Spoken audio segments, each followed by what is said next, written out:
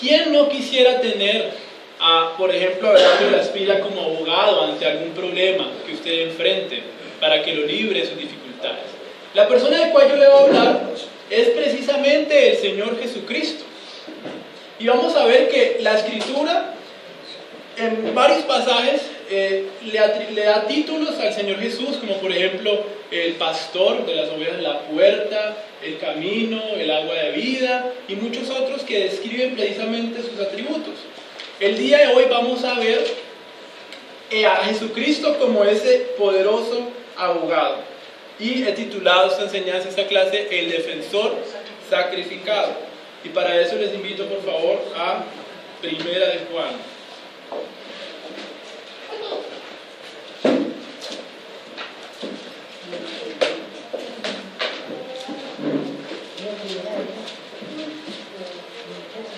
Primera de Juan capítulo 2.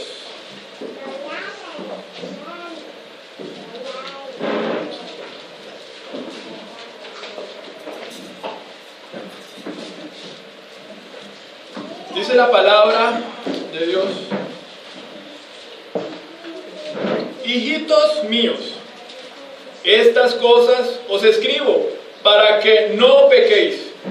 Y si alguno hubiere pecado, abogado tenemos para con el Padre, a Jesucristo el justo, y Él es la propiciación por nuestros pecados, y no solamente por los nuestros, sino también por los de todo el mundo. Amén.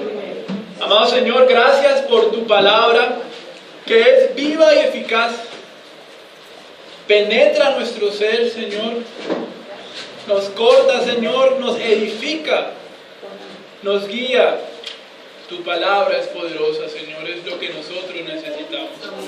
Ayúdanos, por favor, a estar humillados delante de tu palabra y a estar apasionados por no solamente estudiarla, sino también a vivirla, Señor. Reconocemos que en cuántas ocasiones, Señor, solo llegamos hasta el conocimiento y no ponemos por obra tu santa palabra, Señor. Espíritu Santo, guíanos, por favor, en esta enseñanza, Señor, y habla a nuestras mentes, Señor, a nuestros corazones. Por favor, te lo pedimos en nombre de Cristo Jesús. Amén. Amén. He titulado, esta enseñanza, Un defensor sacrificado. Y vamos a ver en esta enseñanza dos obras supremas de Jesucristo. Dos obras supremas de Jesucristo. La primera obra es que Jesucristo es nuestro defensor. Nuestro defensor. Y la segunda obra suprema es que Jesucristo, además de que es nuestro defensor, es el sacrificio perfecto. Entonces Jesucristo nuestro defensor y Jesucristo el sacrificio perfecto. Entonces arranquemos con la primera obra suprema de nuestro Señor Jesucristo, y es que Él es nuestro defensor. Dice el versículo 1: hijitos míos, estas cosas os escribo.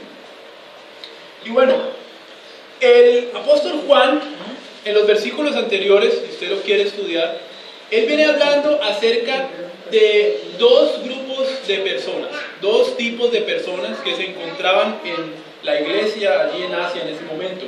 El primero habla de las personas que dicen ser creyentes, pero que están en tinieblas, que están practicando el pecado, que no reconocen su pecado y menos están dispuestos a reconocerlos delante de Dios. En el primer siglo, la problemática esencial que estaba enfrentando el apóstol Juan era un tema referente al gnosticismo. Entonces hay muchos maestros que estaban enseñando, no importa lo que tú hagas con tu cuerpo, lo importante es lo espiritual. Ellos decían, Jesucristo vino con un cuerpo especial como si fuera un fantasma, entonces no es posible que Dios haya venido en carne. Esto que está implicando que muchas personas dijeran, no hay pecado en nosotros, no hay pecado en nosotros, simplemente vamos a cultivar lo espiritual, como si se pudiera separar lo que hacemos con nuestro cuerpo con lo espiritual. Hay un pensamiento bastante extraño que estaba arrastrando a muchas personas precisamente al error. Entonces el primer grupo de personas son aquellas que dicen ser creyentes, pero que están practicando el pecado, que no reconocen su pecado, que no confiesan su pecado. Y el segundo grupo, Juan habla de las personas que realmente son creyentes y están caminando en obediencia a Dios. Estas personas pueden tener la confianza para confesar sus pecados, para que les sean perdonados. Dice Juan: hijitos míos. Es un saludo bastante afectivo, bastante cariñoso, de parte de Juan, que ya cuando escribe esto ya se encuentra en edad avanzada. Aquí él está manifestando su gran amor para con su iglesia, por sus lectores. Y este es el amor de un padre tierno por sus pequeños hijos, a los cuales él quiere guiar por el buen camino de la luz, el camino de Dios. Y bueno, las cosas antes escritas tienen un propósito, los versículos anteriores, como dice el texto: hijitos míos, estas cosas os escribo para que no pequéis. Esta es la advertencia que nos hace el apóstol Juan. Es una advertencia que también el Señor hace en otras partes de la Escritura. Por ejemplo, lo vemos en Juan capítulo 8, versículo 11, cuando el Señor Jesús dice a la mujer adúltera, después de haberla defendido y perdonado: vete y no peques más. Realmente esto nos llama a que el pecado no es un juego, ¿sí? El Señor realmente salva a su pueblo, pero realmente quiere que su pueblo se aparte de la iniquidad, no que esté siendo tolerante con el pecado. El Señor nos llama a no pecar, y Juan no quiere dejar pasar la culpabilidad del pecado. Y Juan no pertenecía a aquel grupo que había en ese momento, en esa iglesia, que era un grupo permisivo, que no les interesaba obedecer la santa ley de Dios. Y el apóstol Juan reconoce que la realidad es que nosotros aún tenemos ese pecado remanente, ¿sí? Todos los días. ¿Cuántas veces pecamos? Imagínense, con nuestros pensamientos, con nuestras palabras. Y esa es la realidad de nosotros, que ocasionalmente caemos en pecado. Dice el texto: si alguno hubiere pecado. La versión de las Américas dice: si alguno peca. Esto demuestra, hermano, que vamos a pecar en nuestro andar, es una realidad. Pero esto no quiere decir que lo vamos a practicar, ¿sí? Que lo vamos a cultivar en nuestra vida sin ese deseo de luchar contra ese pecado, de llevarlo al Señor Jesús, de confesarlo. Nosotros aún somos pecadores, pero pecadores con una poderosa esperanza para nuestra vida diaria. Abogado nosotros tenemos para con el Padre, a Jesucristo el justo. Hermano, usted y yo podemos confiar en que si confesamos nuestros pecados, Él realmente nos limpia y nos perdona. Si arrepentido, vamos a Él. Entonces aquí el Señor es llamado nuestro abogado. Nuestro abogado, dice aquí la Reina Valera. Es muy interesante que la palabra en griego acá para abogado es parakletos, ¿sí? Y esta es la misma palabra que se usa en Juan 14, 16 para referirse al Espíritu Santo como el consolador. Y es que precisamente el Espíritu Santo es nuestro consolador, quien nos acompaña, quien está dentro de nuestros corazones. Jesucristo es también nuestro consolador, pero en este caso, en este primer versículo, no dice consolador tenemos para con el Padre, dice abogado. Y es que esta es la mejor traducción para referirse a la manera como Cristo intercede por nosotros ante el Padre. ¿Por qué intercede por nosotros? Porque sabemos que hay un enemigo, que es Satanás, que él presenta las pruebas, y solamente Jesucristo tiene la capacidad, por ser justo, de poder presentar defensa delante del Padre. Entonces sigamos adelante. Un abogado es el defensor de alguien que está realmente metido en problemas. Un abogado intercede ante la autoridad por su protegido. Es un intercesor que tiene el propósito de ser la voz del acusado ante la autoridad. Asimismo, nuestro Señor Jesucristo es nuestro abogado. Es nuestro abogado. Él es el justo. Es decir, Él es bueno. Él es íntegro, Él es inocente, recto, nunca hace lo malo. Esta palabra definitivamente hace una distinción entre lo que nosotros somos y lo que es el Señor Jesús. ¿Sí? Es increíble cómo el Señor Jesús, a pesar de que estuvo en medio de pecadores perversos, no haya pecado, se haya mantenido siempre recto y justo. ¿Sí? Él cumplió lo que Adán no fue capaz de cumplir. Es increíble. Hablaba con algunas personas esta semana que nosotros estamos en el trabajo, en la oficina, aún con nuestra familia, primos, lo que sea, y es común que nosotros escuchamos chistes de doble sentido, palabras, y nuestra mente rápidamente puede empezar a cultivar eso y pecamos. Jesucristo, yo creo que Él tuvo que haber escuchado muchas cosas perversas, pero aún así no pecó, ¿sí? No se dio ante estas cosas. Su vida se caracterizó por la justicia, por la ausencia del pecado. Por eso mismo es que solamente Jesucristo puede defenderlo a usted. Ni Buda, ni otra persona puede. Ni Lutero, ni Calvino, ni otros hombres de Dios pudieran a usted defenderlo delante del Padre. Solo existió una persona verdaderamente justa, que fue aceptada delante de Dios, justa en su esencia.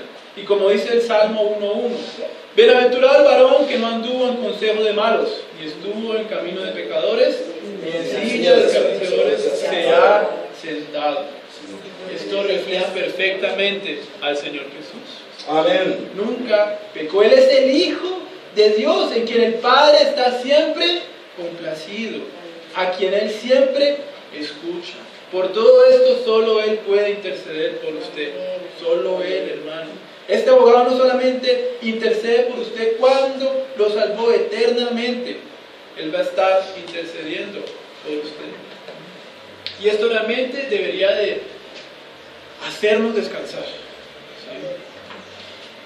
Aquel que tenía su mano lista para dar el veredicto de condenación eterna, que era el juez, ahora tiene su mano como un padre totalmente amoroso, quien desea el bien de su hijo.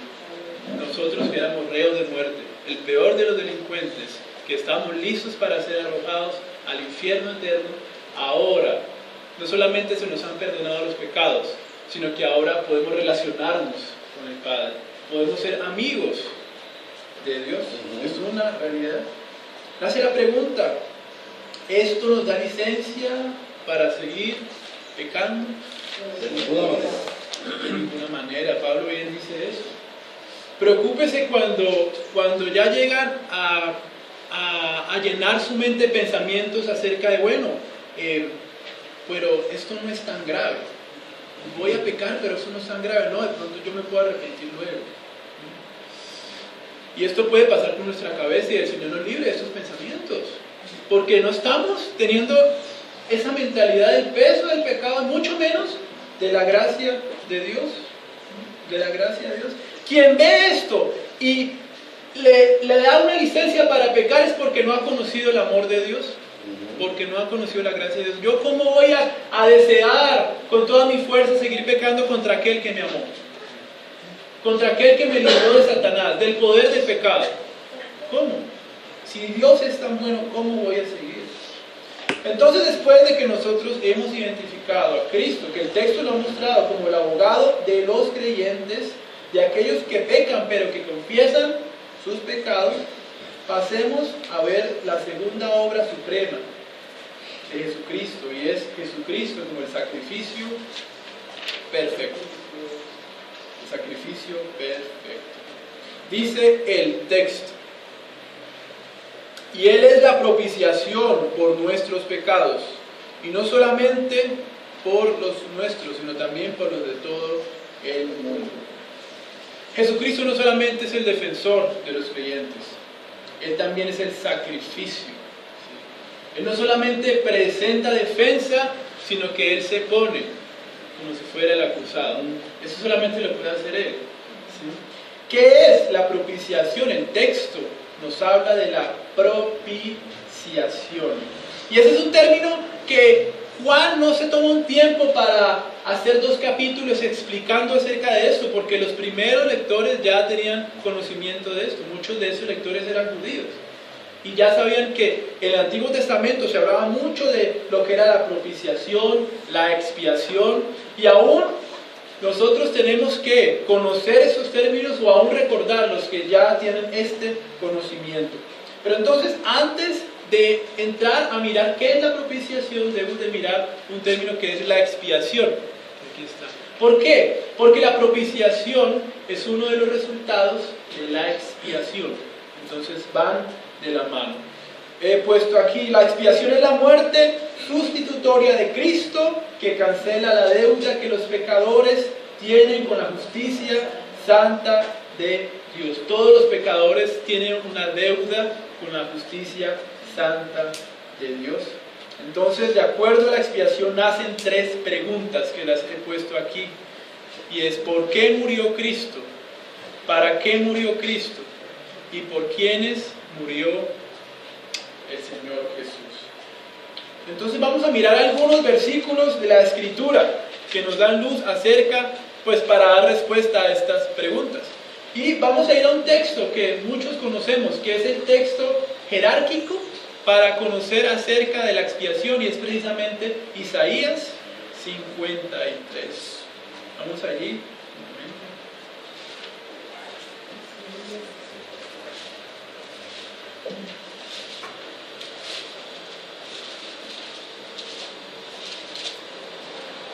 Isaías 53.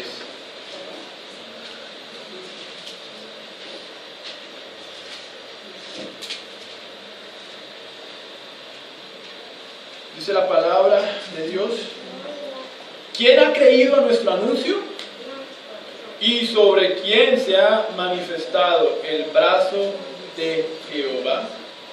Subirá cual renuevo delante de él, y como raíz de tierra seca, no hay parecer en él ni hermosura. Le veremos más inatractivo para que le deseemos. Despreciado y desechado entre los hombres, varón de dolores, experimentado en quebranto.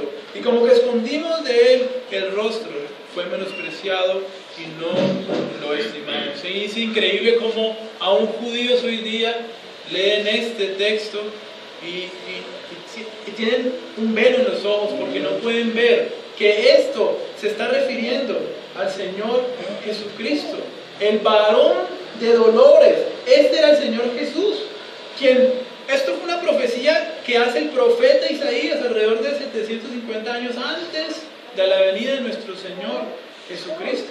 Sigamos leyendo, dice el versículo 4: ciertamente llevó él nuestras enfermedades y sufrió nuestros dolores, y nosotros le tuvimos por azotado, por herido de Dios y abatido. Mas él herido fue por nuestras rebeliones, molido por nuestros pecados. El castigo de nuestra paz fue sobre él, y por su llaga fuimos nosotros curados. Todos nosotros nos descarriamos como ovejas, cada cual se apartó de su camino, mas Jehová cargó en él el pecado de todos nosotros. Vemos que se hace un fuerte énfasis sobre las expresiones nuestros pecados, nuestras dolencias. Ya va indicando que Cristo eficazmente murió por un grupo de personas para limpiar su pecado. Juan capítulo 10, versículo 15. Aquí habla de Jesús como el pastor. Y dice, Juan 10, 15: y pongo mi vida por las ovejas. Luego versículo 26, 28 nos explica quiénes son las ovejas del Señor Jesús, por las cuales Él pone su vida. ¿Cuáles son esas ovejas? Los que oyen su voz y le siguen. Oyen su voz y le siguen. Él les da vida eterna y nunca perecerán. Nace una pregunta entonces: ¿acaso todos los hombres de la tierra oyen la voz de Dios y le siguen? No, ¿verdad? La escuchan, de pronto sí tienen un vasto conocimiento, pero solamente hasta ahí les llega. ¿Sí? No viven la palabra de Dios. Ahora Hechos 20, versículo 28, para que usted lo estudie en su casa. Aquí habla acerca, pues está hablando a los pastores, que ellos deben apacentar, cuidar del rebaño de Dios, de la iglesia de Dios, la cual fue ganada por la sangre de Cristo. Hace una pregunta, ¿son todos iglesia de Cristo? No todos son iglesia de Cristo. Puede ser una comunidad de personas, tener su título de iglesia cristiana, pero si no honran a Cristo, realmente no son iglesia de Cristo. Entonces ya estamos viendo que Cristo murió por un grupo de personas específicas. Él murió de una manera eficaz. Otros pasajes, por ejemplo, Juan 17:9. Cristo como sacerdote, aquí encontramos en el capítulo 17 de Juan la oración sacerdotal. Y es increíble, Juan 17:9, vamos para allá.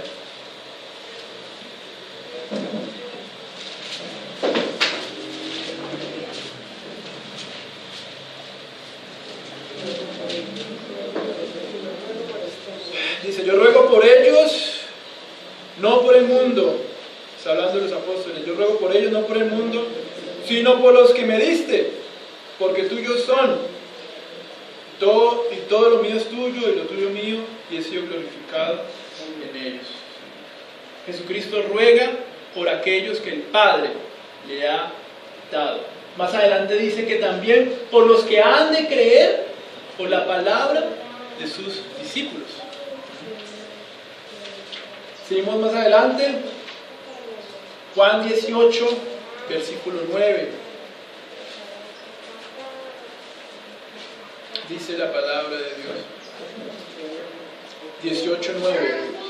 Para que se cumpliese aquello que había dicho, de los que me diste, no perdí ninguno. No perdí ninguno. Lucas dice que Jesucristo es un poderoso Salvador. Realmente Él trae la victoria. No hay ningún alma que se le pueda perder a Él. Efesios 5:25 está hablando de la relación de Cristo con su iglesia, el esposo con la mujer. ¿Y por quién se entregó Cristo? Por su esposa. Nos habla Efesios. Cristo no tiene dos esposas. Cristo solamente tiene una esposa. Siempre ha tenido solamente una esposa. Él solo tiene una, que es su iglesia. No como una secta muy grande en Corea del Sur que afirma tener como líder a la esposa de Dios. Imagínense. La vez pasada vi esa noticia. Una secta que está inmensa, tiene unos templos increíbles. La invitan a canales a esta señora que dice ser la esposa de Dios. Tremendo, ¿no? Cristo solamente tiene una esposa y la iglesia. Hebreos 2, versículo 14 al 17, les invito por favor, que también es un texto tremendo. Hebreos capítulo 2.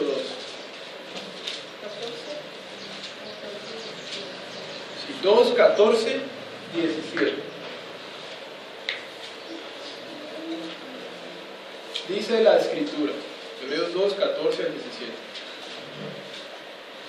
Así que por cuanto los hijos participaron de carne y sangre, Él también participó de lo mismo, para destruir por medio de la muerte al que tenía el imperio de la muerte, esto es al diablo, y librar a todos los que por el temor de la muerte estaban durante toda la vida sujetos a servidumbre.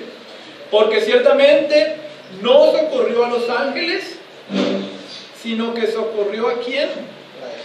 A la descendencia de Abraham. Cristo vino en carne para derrotar al diablo en su propio territorio. ¿Por quiénes vino Jesús y murió? ¿Qué nos dice el versículo 16? Por la descendencia de Abraham. ¿Quién es la descendencia de Abraham? Gálatas 3:29 responde, dice, y si vosotros sois de Cristo, ciertamente el linaje de Abraham sois, y herederos según la promesa. Entonces, ¿para qué murió Cristo? La primera pregunta, ¿para qué murió Cristo? Él murió para expiar los pecados del linaje de Abraham, para ser el sustituto. Entonces, esta breve revisión que hemos tenido en este momento nos muestra que la expiación es un rescate. ¿Sí? Es un rescate.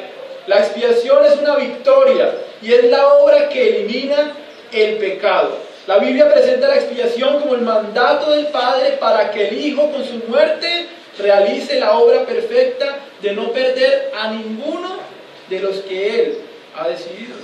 Por tanto, hermanos, la expiación no puede ser general de una manera de que todos, absolutamente todos en este mundo van a ser salvos. Porque estaríamos diciendo entonces que la muerte de Cristo fue ineficaz. ¿Sí? Que las gotas que Él derramó de sangre no tienen ese poder para salvar a los pecadores. ¿Sí? Porque recordemos que la salvación reposa es sobre nuestro Señor. Sobre la salvación nace del Padre, la Santísima Trinidad. Ahora sí vamos entonces a entrar en el término propiciación. Propiciación.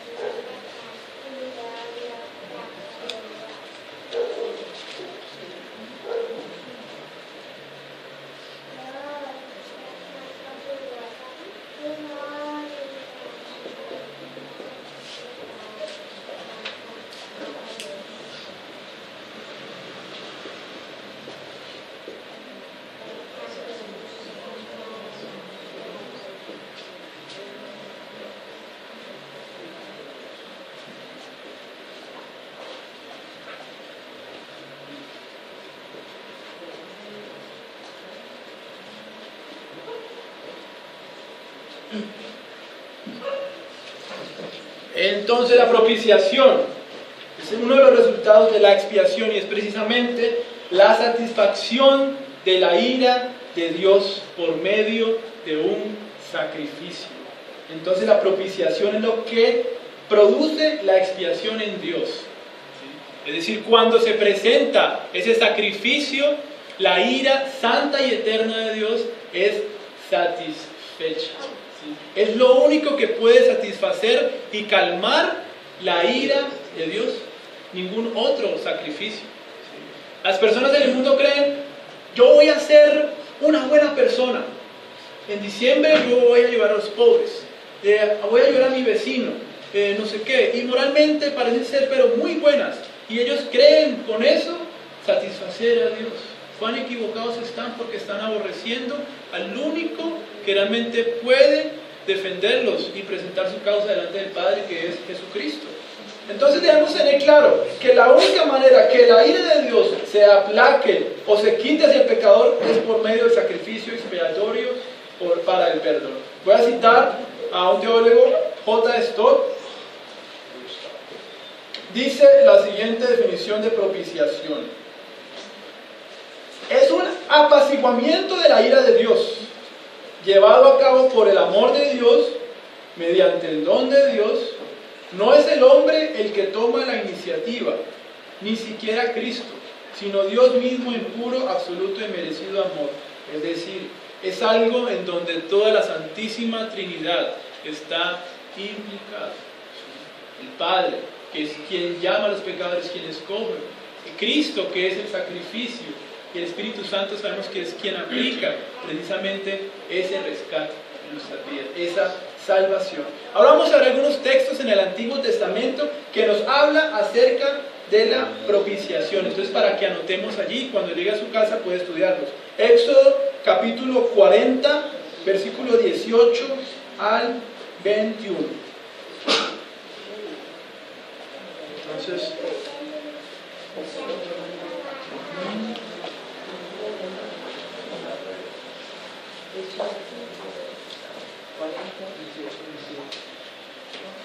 voy a hacer acá un dibujo, vamos a ver qué tal. ¿Cómo me va?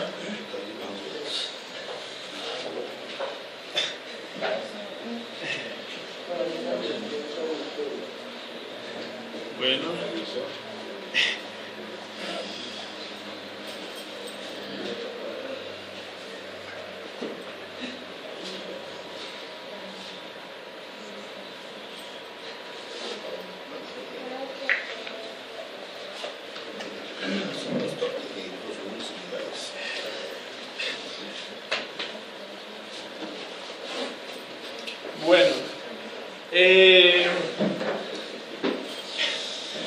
Bueno, como ustedes pueden ver muy bien allí, hermanos,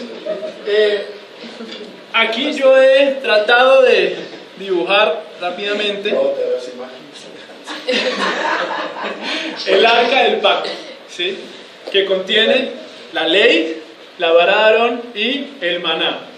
Y aquí está el propiciatorio, que es la tapa, ¿sí?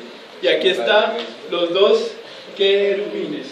Entonces, los dos querubines apuntaban precisamente hacia el testimonio, ¿sí? Hacia el pacto. Esta arca estaba situada en el lugar santísimo, donde solamente podía ingresar el gran sumo sacerdote una vez al año, en el día de Yom Kippur o día de la expiación. Otro texto, Levítico 16, 15 al 16, muestra que precisamente el sacerdote entraba con la sangre del sacrificio y lo que hacía él era derramar esa sangre sobre el propiciatorio, la arrojaba allí, la esparcía allí. ¿Y qué representaba eso? ¿Qué representaba esto? Los querubines representan la justicia de Dios. La justicia de Dios. Ellos están mirando hacia la santa ley de Dios. La justicia de Dios mira la ley y ¿qué ocurre? La ve quebrantada por el hombre. El hombre no la cumple. ¿Qué lleva esto? A que se encienda la ira de Dios. Se encienda la ira de Dios. Entonces el sacerdote, es necesario un sacrificio, el derramamiento de sangre. ¿Qué le indicaba esto al pueblo?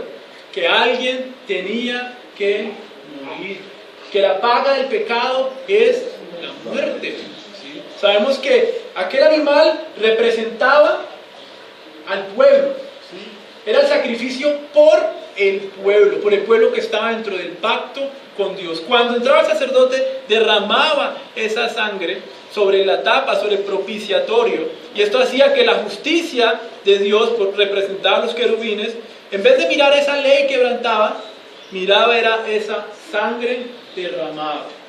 Era la única manera que la justicia de Dios podía ser aplacada, podía ser quitada. Es increíble cómo el Antiguo Testamento nos muestra figuras, ¿sí?, de lo que había de pasar en un futuro. Y los judíos tenían esto en mente cada año. Imagínense ese derramamiento de sangre, ¿sí?, de que ellos no podían cumplir con toda la ley, de que era necesario que alguien muriera por ellos. Ellos en ese momento miraban hacia el futuro y miraban que alguien había de venir. Era necesario que alguien viniera a morir por el pueblo. De esta manera ellos eran salvos, mirando hacia el futuro, mirando la cruz hacia el futuro. Nosotros, ¿cómo somos salvos? Mirando lo que ha ocurrido en el pasado. Entonces vamos a mirar que en el Nuevo Testamento la propiciación se relaciona directamente con Cristo. Romanos 3, 21 al 25.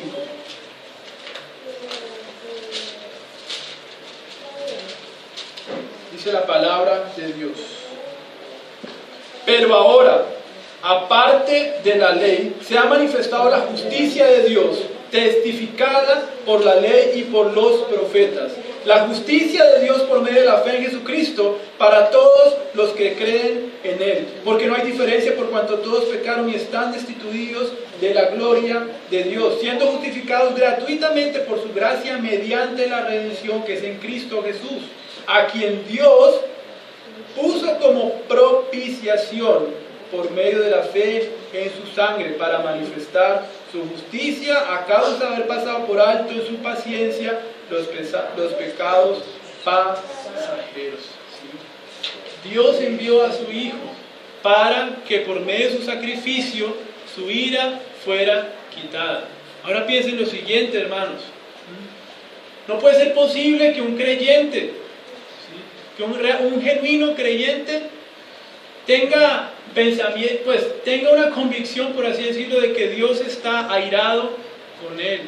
Dios ya no está airado con aquellos que ha comprado con su sangre. Vea todo lo que el Padre ha hecho. Entregó a su único Hijo, ¿sí?, murió como el peor de los pecadores. Su sangre fue derramada para comprar un pueblo. Ahora, ¿cómo puede usted creer que Dios está airado contra usted? Él está airado contra el impío todos los días de su vida. Él es un juez justo y aborrece al impío que no se ha arrepentido. Ahora el favor de Dios está con nosotros. Deberíamos de meditar en esto, y esto es precisamente predicarnos el Evangelio, lo que debemos hacer todos los días. Sé que soy el peor de los pecadores, sé que por mi mente pasan demasiados pensamientos, sé que en muchas ocasiones digo cosas que no debo de decir, pero yo sé que Cristo es el varón perfecto, que nunca de su boca salieron palabras de iniquidad, que nunca en sus pensamientos se cultivó la impiedad. Él es mi representante, Él es mi abogado, y no solamente mi abogado, Él dio su vida por mí, derramó su sangre, Él es el Cordero que derramó su sangre por su iglesia.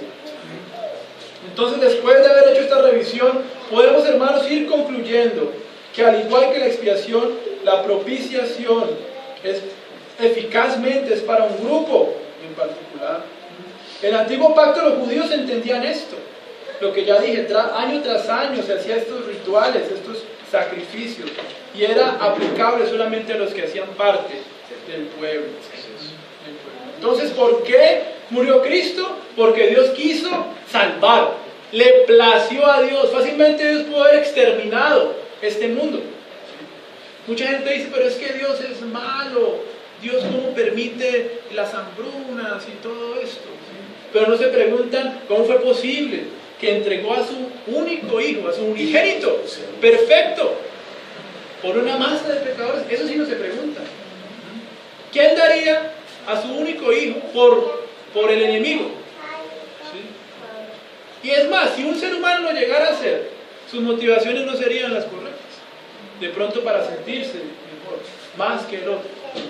Jesucristo fue entregado. Si alguna vez llegó a ocurrir alguna injusticia, fue realmente en el juicio que se le aplicó al Señor Jesús. No cometió ningún tipo de pecado, pero fue tratado como el peor de los pecadores.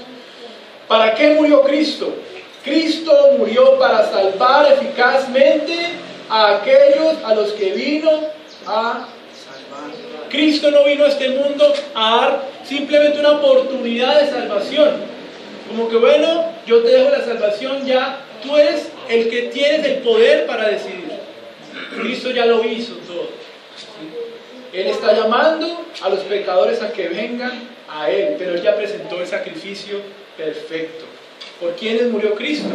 Cristo murió por sus ovejas, como vimos en Juan 10:15, por su iglesia, por su esposa. Entonces sigamos ya el texto para terminar en 1 Juan. Dice lo siguiente: no solamente por nuestros pecados, sino también por los de todo el mundo. Dice, y era la propiciación por nuestros pecados, y no solamente por los nuestros, sino también por los de todo el mundo. Sabemos que la propiciación entonces es la consecuencia de la expiación, es la satisfacción de la ira de Dios. Entonces nace la pregunta, ¿a qué se refería Juan al decir todo el mundo? Todo el mundo. Y es que nosotros parece que cuando leemos en la escritura la palabra mundo, inmediatamente lo relacionamos con algo, ¿sí? Inmediatamente lo relacionamos con todos los seres humanos, ¿sí? Pero lo que desconocemos es que la palabra mundo tiene 7 significados, alrededor de 7 significados en la escritura, ¿sí? Y para eso hay que tener en cuenta el tema de los contextos y todo eso. O sea, también tener en cuenta la manera como escribe el apóstol Juan, ¿sí?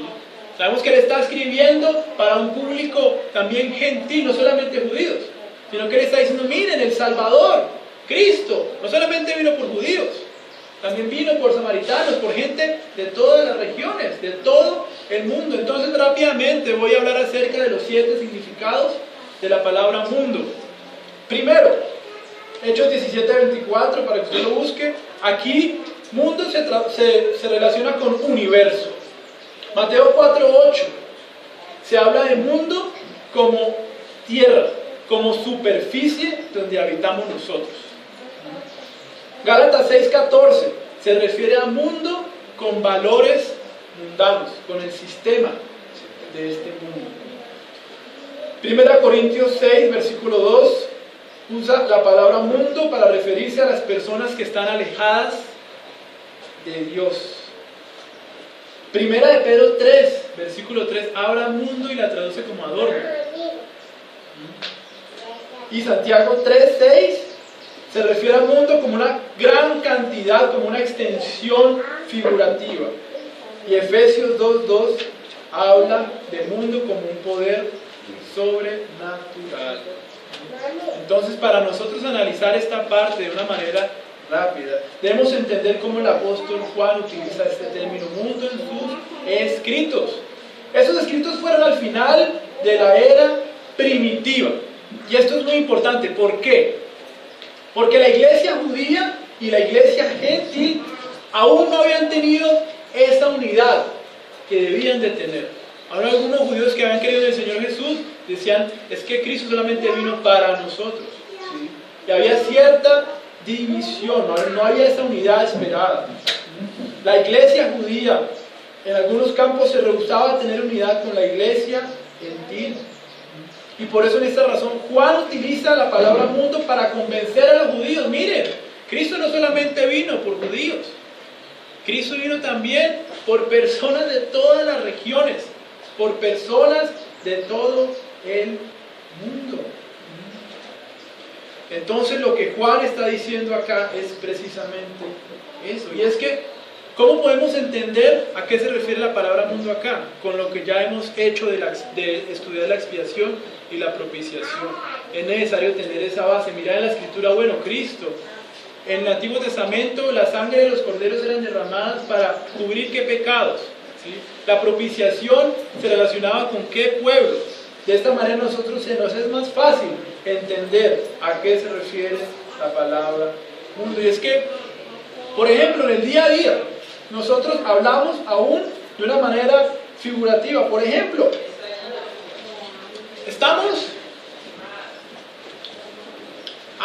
pasó la final de fútbol colombiano, Nacional Medellín, y nosotros decimos, todo el mundo fue allá, todo Medellín estuvo allá en el estadio.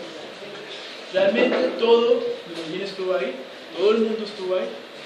No, pero sí gran cantidad de personas estuvo ahí. De esa manera entonces Juan utiliza este lenguaje para referirse a mundo, hombres de todo el mundo, una gran cantidad de personas. Entonces, hermanos, ya para terminar, a diferencia de los abogados que vemos acá en el mundo, que solo presentan un servicio a cambio de un pago, Cristo es nuestra defensa eterna que nos da la victoria. Él es el abogado que no pierde ni perderá ningún solo caso. Pero Cristo solamente murió eficazmente por un grupo de personas. Entonces, ¿para qué voy a predicar? ¿Para qué voy a evangelizar? ¿Sí? Decía algún predicador, la única manera para que yo no le evangelice a alguien que no conoce a Dios es que él tenga una señal en la frente que diga que es escogido. Nosotros no sabemos quiénes han sido realmente escogidos por eso. Por eso no podemos poner limitantes para hablarles a otros acerca de la salvación de Jehová.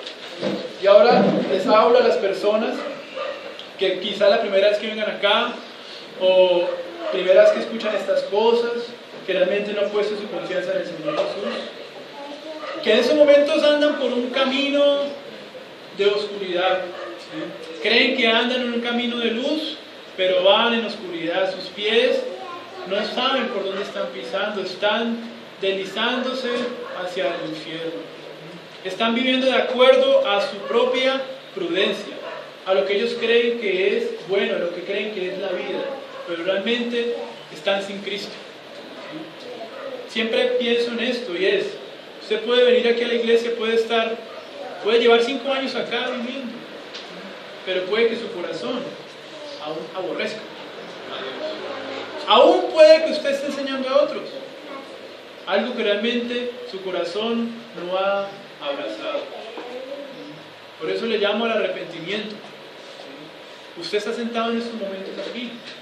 Aún hay esperanza para usted. Usted ha escuchado de un poderoso defensor, de un abogado, que dio su propia sangre para pagar la deuda eterna que nadie más puede pagar.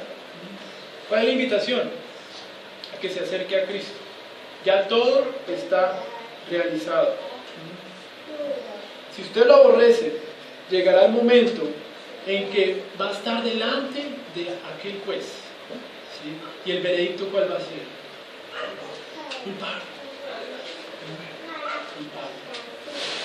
Y eso también es un llamado para nosotros los creyentes, ¿sí? Tenemos familiares que van rumbo al infierno y nosotros lo sabemos. Un padre, un hermano, un primo, el vecino, cualquier persona, y nosotros lo sabemos. Esto debería confrontarnos. ¿Por qué? Porque creo que nos hemos enfriado en esas cosas. Sí, yo estoy a salvo, estoy bien ya, voy a ir al cielo, pero mi padre está yendo al infierno y nosotros quizá ya nos cansamos de hablarle de Dios. Entonces eso también debería de confrontarnos, de seguir predicando a este poderoso abogado. Acerquémonos al Señor y clamemos entonces a Él, hermanos. Amado Señor, te